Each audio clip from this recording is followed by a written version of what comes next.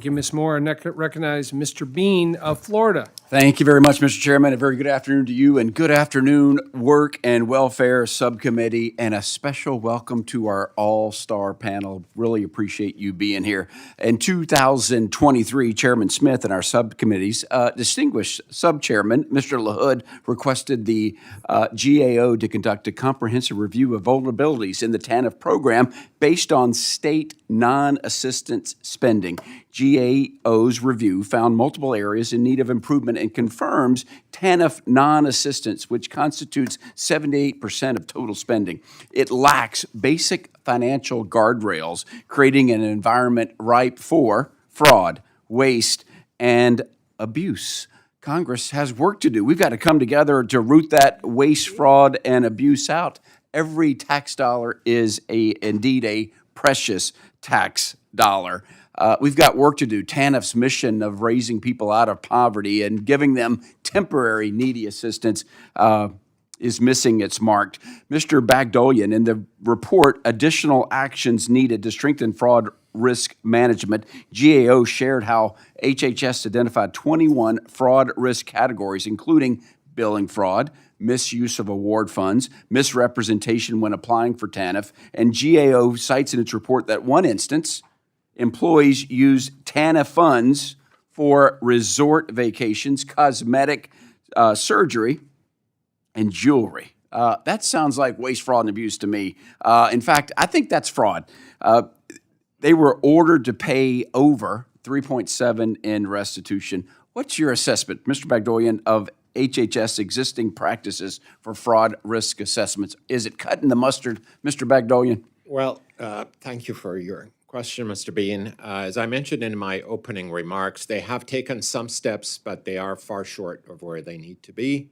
I displayed the fraud risk framework, which is our benchmark, and that requires to have a dedicated entity to run fraud risk management at any federal agency. 10-4. We've just got work to do. The ball's in our court for Congress to take action. That's part of it, but also the states need to be involved. That's something HHS did not consult with its state and local partners to figure out, well, what are the risks in your jurisdictions? 10-4. The risks and I'm originating. I'm sure the states are watching this hearing right now, so they're on notice that we've got work to do too. Ms. Laren, the report titled "Child Welfare: States' Use of TANF and Other Major Federal Funding Sources." The report found that the fiscal year 2024, 46 states use funds. Everybody listening, they use funds, TANF, that were for families and temporary needed assistance. They use these funds to plug holes in their budget. How about that? That's why Ms. Tenney, Claudia Tenney, on this committee and myself introduced a bill, Protect TANF Resources for the Family Act. Can you comment, Ms. Laren, how states are using TANF to plug holes in their own budget when it sounds like it's going to hurt the intended target of helping needy families? Is that true? What say you, Ms. Laren? Well, one way that they're using it is to plug holes in their child welfare budget, and that money. But that's not the intended target of TANF, though. Well, the first goal of TANF is to keep families in their homes so they can be raised by their parents or kin. So prevention services to prevent children from entering the foster care system, that is an allowable use. 10-4. Thank you so much. Mr. Arkin, states have doubled their TANF unspent balances. They're hoarding this money. They're not using it for the intent.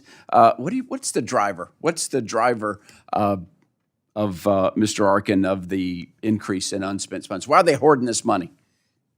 Thanks for the question. We heard a few different things when we talked to states. In particular, the last couple of years, that amount has gone way up during the COVID pandemic, where states received a lot of other funds that, because they were more time limited, they would choose to use first. And because there is no limit on by when you need to spend TANF funds, they were able to hold on to those. There's some circumstances where we heard states overestimated the needs on the assistance side, and then we heard also that there were circumstances where Some of the sub-grantees may not have spent all the funds they thought they were going to need to spend or hadn't obligated them as quickly as they would have. You would agree that this is something that Congress, this committee needs to look at to say there needs to be a timeline? It In needs to general- get it out the door? Yeah, I mean, in general, when we see growing unobligated balances, that can raise questions. Like, why is this happening? Is this the best use of funds? Is it being used in the way that is intended? by- Will the gentleman yield? Thank you. I would, if I had any time left, I yield back. I'm so sorry. Mr. Chairman.